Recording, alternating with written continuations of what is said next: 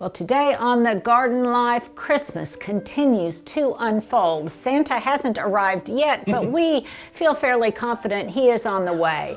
So today what I want to talk about is my inspiration for this year's Christmas decor. I think I just settled on it this past week, and I want to share with you a really important muse that helped me, I think, get kind of the validation I needed on my new Christmas palette and my Christmas decor for this year. Let's talk about gifting books for the holidays. Let's talk about what I am calling the cutting board village finally turned out to look like, what some of our thrifted finds, how they evolved into something Christmassy. Well, what do you say, Stuart? I say we do it. Let's do it. Well, if you're like me, you have all sorts of tear sheets from different magazines. It might be on a Pinterest board. You might have a whole collection in Instagram of images that you've saved for inspiration. This year, as I was going through my big, bulky December file of Christmas tear sheets, Christmas inspiration in general, I realized that I was really gravitating to all of the reds this year. Last year, it was all about blue and silver and turquoise and things in the parlor, and maybe a little bit in my kitchen. But this year, I just found that it was this very cheery, very holiday-ish, rosy hue that just was capturing my attention. And I began to think, you know what, just because I did something last year and I absolutely loved it and it was beautiful and I will miss it if I don't do it this year, nevertheless, my creativity really needs to manifest itself, and this year I'm just going to do things a little bit different. You may recall that in the last video I talked about how Christmas was going to unfold this year rather than just explode in one fell swoop. So this gives me time to really think about what I want to do, how I want to express this color palette in my home, and different unique ways that I could use it in the kitchen, in the parlor, and in other areas of my house. Let's take a break here and I'll show you what I mean. Well, Stuart, let's do a rewind. Back to Christmas of 2023, my first full Christmas here at the cottage. And let's show some images from how my mantle in the parlor was decorated last year in all of those icy blue tones, a completely different vibe than what I've got here. And one of the inspiration images from my file of tear sheets was this beautiful image. The paint color on the wall. On the wall, well, those are, yeah, on the stairs are that same kind of that deep red. Well, this reminds me of my former home, but it also, I think, really captures that same kind of sensibility and feeling that I got when I watched that movie. And so out came the damask stockings, which last year, Stuart, do you remember where they were hanging last year? They were hanging on the towel rack in my bathroom. Oh yeah, I remember shooting that. Well, now they are here because I really want this hue to carry through from the parlor and into the kitchen. Now, what that means for my Christmas tree this year, I don't know, because last year it was all in silvers and blues and turquoise, but I'm not going to worry about that right now because I have plenty of time this month to decide on what my final tree will look like and how this color will express itself in my parlor for Christmas of 2024. So let's take a look at the kitchen and see how this same kind of aesthetic carries through into my kitchen space. Well, come on in and check out my Alpine cutting board village. This too, now that I think about it, was also inspired by Scandinavia because my bestie Deborah was there year before last, and she brought me back lots of these hand-carved little wooden Christmas trees, and I have since added to my collection. But I just think they really resonate here in the corner with the wood tones of the cutting boards and, well, I don't know, kind of like a mountain elevation scenario going on here. Sunset. Yeah, the whole business. Yeah, there's the little village. Scale on some of this stuff might not be exactly correct. But this is one thing I did last year that I definitely wanted to repeat this year because I liked it so much. I also think it's something that will really be fun, whimsical, and frivolous for the kiddos when they come to greet me. I need to definitely get some of my Christmas treats to have on hand for when they come by. And I love the blonde tones. Last year, I got this sweet little blonde wood nutcracker Coming your way. coming my way, and I can't remember where I got him. I love the But plainness of it. Is that the I right do word? too. Yeah, The simplicity of it, and it's all in that same kind of color hue. And then here is my little thrifted village, Stuart. It's been decorated some. This might get changed around a little bit when I get more cut greenery and things, but I think it looks pretty cute, and I think it kind of continues the vibe of my little wooden village. It makes me happy to look at it. I love the little. I was about to point that out. Yeah, the sweet little wreaths. And by the way, this is another Christmas tip, I think. Not that you guys haven't already intuited it, but quite often when I look at my different ornaments, I don't necessarily want to hang them on the tree where they're just part of kind of a overall Christmas blob on the tree. I like to separate them out because I think each individual little ornament has a story to tell, maybe from its provenance, where you got it. You may have been traveling and you brought home a Christmas decoration, but also the story that's implied by the Christmas decoration. So anytime I see a tiny little wreath, I think of a tiny little village, and I think of it hanging either on a chimney or on an archway going into someone's home. And these are pine cones that kind of simulate Christmas tree in here and just some embellishments here that I've had for years. They have been spray painted with gold, and even that gold, that hint of golden gilding on them has begun to fade and burnish over time, and I really love that. In fact, I kind of like, if I do say so myself, the way this all came together. It will be a happy baking corner. Even my wooden utensils and my brass measuring cups and brass utensils kind of all match the vibe that I've got going here.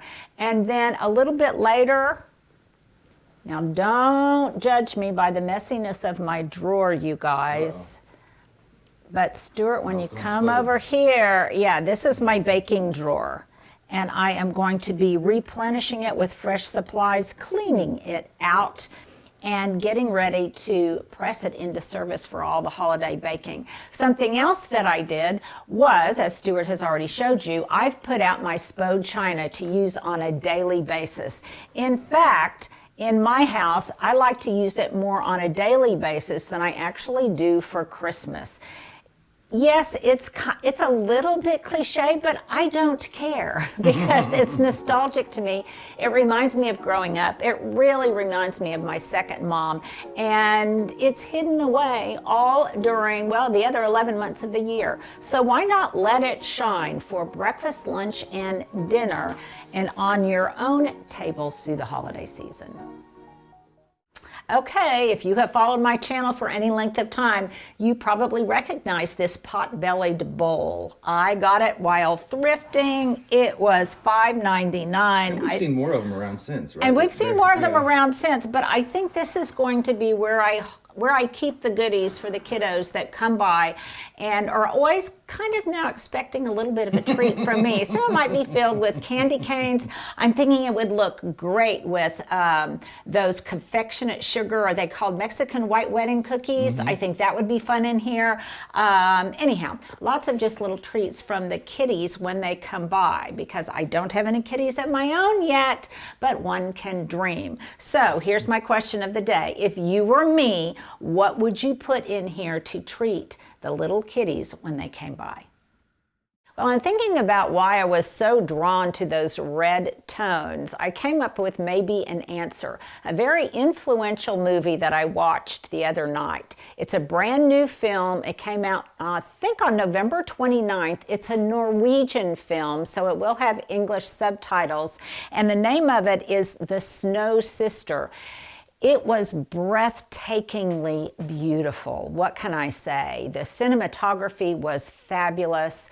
The two kids in it were just wonderful. The storyline was, a little bit okay, but nevertheless, it is worth watching just from an eye candy standpoint. And the reds that were in that movie, well, they were just muted. They were crystalline, they were gauzy, they were Scandinavian, they were absolutely beautiful. And I think that in my subconscious, that red color kind of embedded itself. And therein lie the inspiration, I think, for a lot of my color muses throughout the cottage for Christmas. So it's really, really fun. I encourage you to watch it. I don't think you will be disappointed. Something else that's really inspired me this year, and that is another Scandinavian concept, and I'm going to butcher this, so I'm just going to apologize. I'm just going to apologize right now. If you are from Scandinavia, please, or Iceland, please let me know how you pronounce this word. It's actually an Icelandic term called Jólabókaflóð. You got that, Stuart? I got you it. got that, Stuart. I can't repeat it, but I got it. Yes. And the inception of this practice was that paper was one of the few things that wasn't rationed during World War II in Iceland. And so they would, gift a lot of books around the holidays, and particularly on Christmas Eve. And that evolved into just a wonderful, charming practice of everybody reading on Christmas Day side by side while sipping a warm beverage. Nothing sounds more hygge, nothing sounds more cozy to me than that.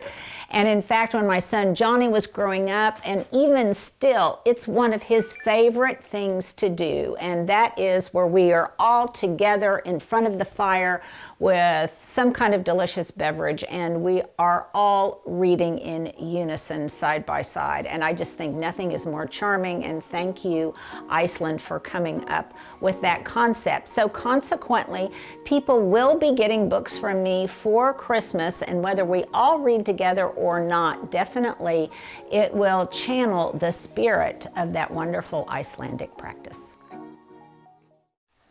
Well, speaking of reading, I think I have done more reading this past month than I have done in years, maybe because I have more time, and truly it is a luxury to me. And that's, I think I mentioned to you, was that yesterday, that I asked Hubs for a Kindle for Christmas, and they're on Cyber Monday now. I started to say Black Friday, but now it's Cyber Monday. I'm sure they're still on sale. So if you want a Kindle, we'll put a link. We'll put a link right here. Now, what I love about reading, whether it is a novel, whether it is some kind of nonfiction, or whether it's one of my beautiful decor or gardening books, is when one type of book leads me to another type of book. And it's one of the reasons that I'm going to show you again The Slow Down by Leanne Ford. I think I told you that it's beautifully written. It's much better at storytelling than so many other decor books. And I also mentioned, I believe, that I love the fact that she references Elsie de Wolfe in this book repeatedly. And that inspired me to do a little bit more of a deep dive into Elsie Wolfe. And I bought her The House in Good Taste, Elsie de Wolfe's book on interior decor, off of Amazon. And you guys might want to do it, might want to order the same thing. It is very, very inexpensive, but it also shows you that certain, I think, decorating principles were true back then as they are right now. So I want to share this one passage with you. It was the first passage I read when I opened it, and it really speaks to my Thanksgiving transforming the parlor into the dining room. And she writes, a light, gay dining room. First of all, I think a dining room should be light and gay. The first thing to be considered is plenty of sunshine. You think we've got that, Stuart? Sure. The next thing is the planning of becoming background for the mistress of the house. The room should always be gay and charming in color, but the color should be selected with due consideration of its becomingness to the hostess. Every woman has a right to be pretty in her own dining room. Okay, that is just a little golden nugget of a treasure that you will find in this book by Elsie DeWolf. I am eager to learn more about her. I think it'll be fun. It will be simultaneously nostalgic and practical, and I can't encourage you enough to take a look at both of these books. And also this, The Flower Hunter. I have really been referencing this a lot. Actually, she's got several books out. Lucy Hunter, this is The Flower Hunter. And she's got several books out, and they just are wonderful. They give you wonderful ideas for how to use things that you would cut from your own garden in sometimes unique and unexpected combinations. So I would encourage you this year, if you are looking for some tabletop books, some coffee table books to gift friends and family in your own life, that these are some of the ones that I would highly recommend.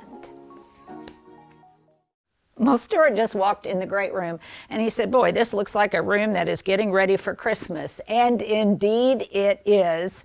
While Hubs is gone, I've got the luxury of being able to just schlep these up from the basement, set them down, go through them, get rid of some stuff, and I don't really care if there's a lot of mess in here right now. In fact, it's kind of a happy mess because I can watch Christmas movies and things in front of a roaring fire while I am going through each one of these bins. Now, here's a question for you. Obviously, I have lots of stockings. I have blue versions, I have damask versions, I have needlepoint versions, and now I have these wool net versions from Nepal. I absolutely love these. I got these on deep discount, I think from Terrain last year. And yes, I need them like a hole in the head, but I love these so much. I think they're so fun, and I think they just look magnificent in this room. Now, where they will be hung, I'm not 100% sure, but that's just one of the things that was new to me that I bought last year on sale that it was fun for me to unpack this year. Okay, I've got another question of the day for you. In terms of holiday motifs, Stuart, think about your answer to this question too. In terms of holiday motifs, the motif of a stocking, the motif of a Christmas tree, the silhouette of a wreath, or the angularity of a star, in terms of decorating and just your kind of visceral response to all of those different shapes, which one is your favorite? Which one do you just kind of instinctively feel drawn to? Christmas shape. Christmas shape. And this is for you guys too. A wreath, a tree, a star. Snowman. Okay, a snowman could be that too, but it doesn't snow everywhere. That's true. Or a stocking. So let me know your thoughts. I know what for me is the motif I am especially drawn to, and that is, well, we'll come back in a minute and I'll tell you. Okay, speaking of stockings, look at this mammoth, mammoth stocking that I got last year. I bought it secondhand from an antique store. And then here's all of the blue stockings that are in desperate need of ironing or steaming that I had in front of the parlor last year, all in these blue icy tones. I think they're really, really wonderful. Oh, and look, Stuart, look what I found in here. Obviously, I had some garden gloves in one of the stockings. This reminds me that I wanted to share a tip with you about Cool Jobs gloves because I've gotten some inquiries. You told me that when you wash them, that sometimes they really stick to one another. They get sticky and they stick to one another. And mine have done the same. Not all versions of Cool Jobs gloves, but some of them.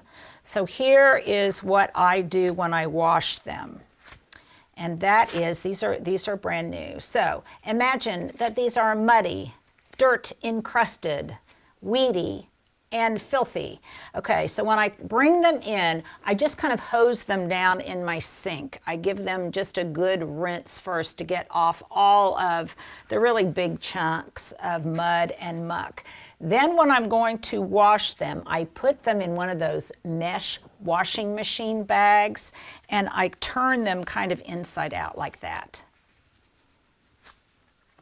And then I put them in the mesh bag. Like halfway, like you're doing? Like halfway, like I'm doing. And I have found that indeed they get clean enough, they get washed well enough, and they don't really stick together. So try that, see if it works for you. It works for me, at least in my washing machine, and it will help, it'll just help keeping you from having sticky fingers. Well, there are other holiday motifs, of course, motifs and shapes like these darling little angels. Angels would be another one. I guess bells would be another one. But in terms of the 4 that I shared with you, okay, drum roll please, Stuart. Which one are you most viscerally drawn to? The tree, the wreath, the star, or the stocking? For me? Yeah, you. Oh, okay. I mean, I It's probably the tree. The tree? Yeah, it makes me feel nostalgic, I guess. Okay. Well, for me, Stuart said he guessed for me it was also the tree. I would guess. Actually, not.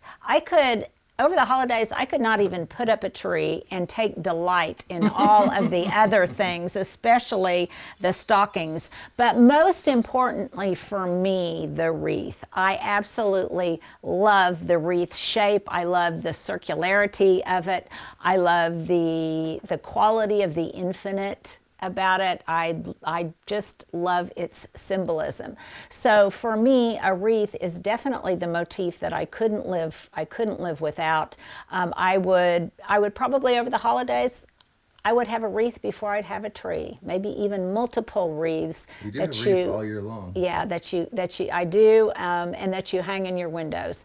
And Stuart, right here, why don't we put some footage of what the wreaths look like hanging outside, illuminated for the holidays. Well, thanks for hanging out with me, you guys. It definitely is getting to be Christmas here at the cottage, and obviously Christmas in your own homes. If you enjoyed this content, please make sure to subscribe, to follow, and to share with your loved ones. It is you doing those things that makes it possible for Stuart and I to continue to put out this kind of content. So, happy December 1st to all of you, and we will see you with more Christmas ideas in the coming days.